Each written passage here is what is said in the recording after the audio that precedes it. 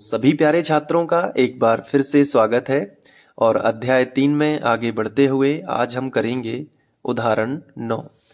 तो copy pen लेकर बैठ जाना है, बहुत अच्छे से हल करेंगे जिस तरीके से हम एग्जाम में करना है।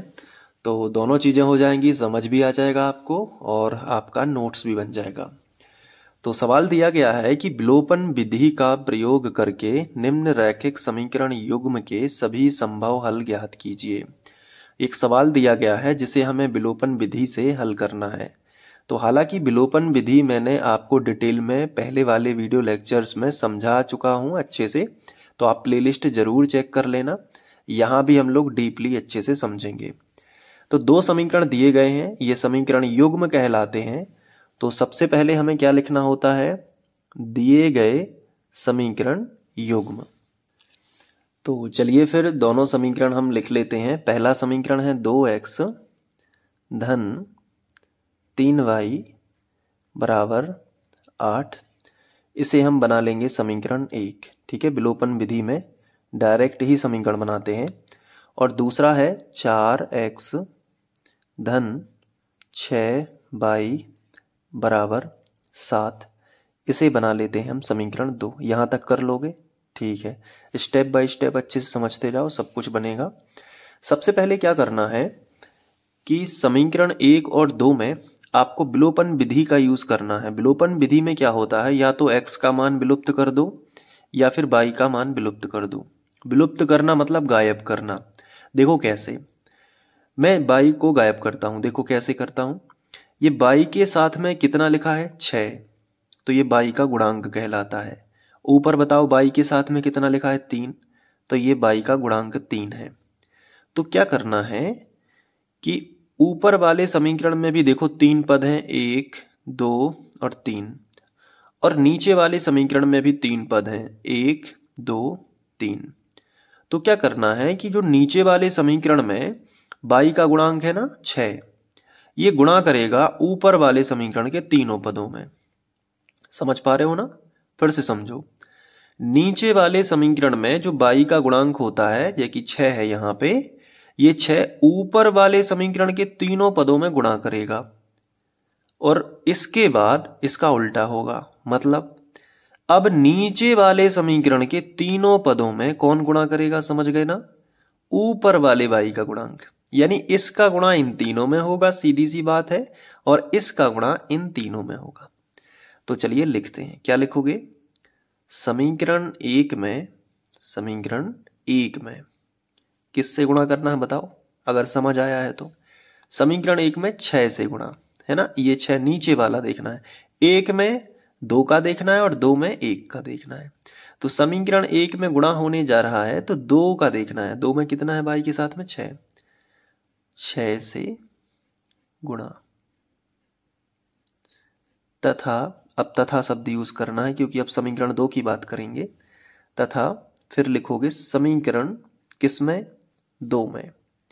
बताओ कितने का गुणा करोगे समीकरण 2 में? ऊपर वाले समीकरण में 3 से। समीकरण 2 में 3 से क्या करने पर, गुणा करने पर। ये भाषा आपको पहले लिखनी है बोर्ड एग्जाम में। अब आपको हल करना शुरू करना है। तो कैसे करोगे? 6 का गुणा करोगे इसमें, इसमें और इसमें, तीनों पदों में। तो करो 6 दूनी 12, पहले आएगा 12x, फिर प्लस लगा है तो प्लस लगा दो, फिर 6 तिया 18y,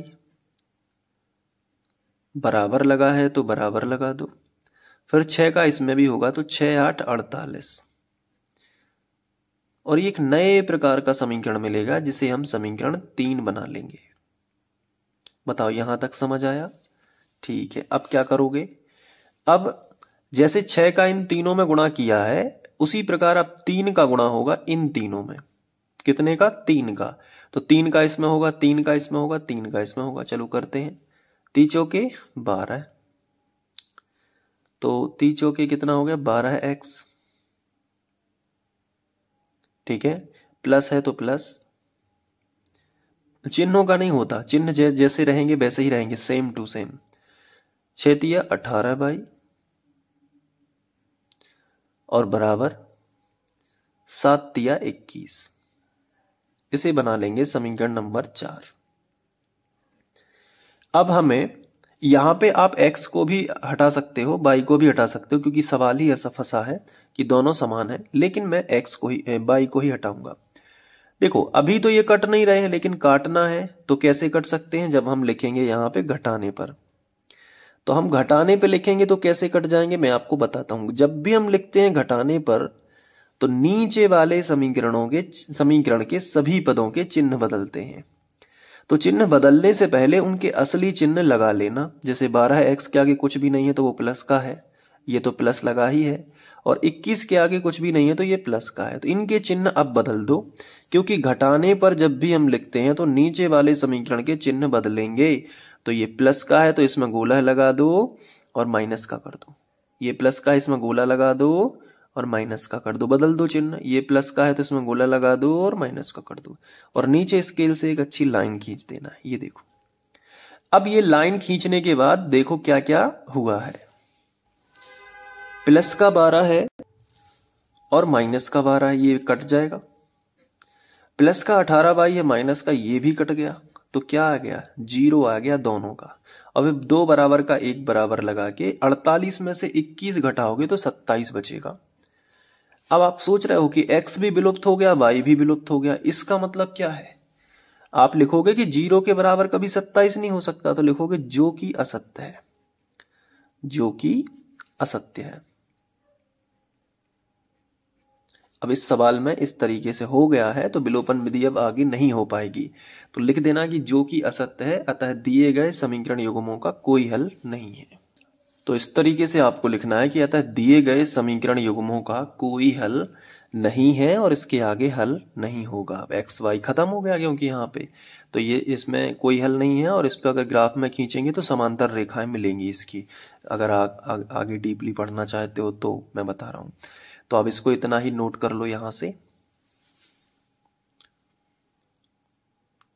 इसके बाद यहां पे और अच्छे से कॉपी में नोट करके एक बार प्रैक्टिस कर लो, निश्चित ही बनेगा। ठीक है, मिलते हैं नेक्स्ट वीडियो लेक्चर में। प्लेलिस्ट आपको दिख रही होगी तो आप जाके देख सकते हो। Thank you.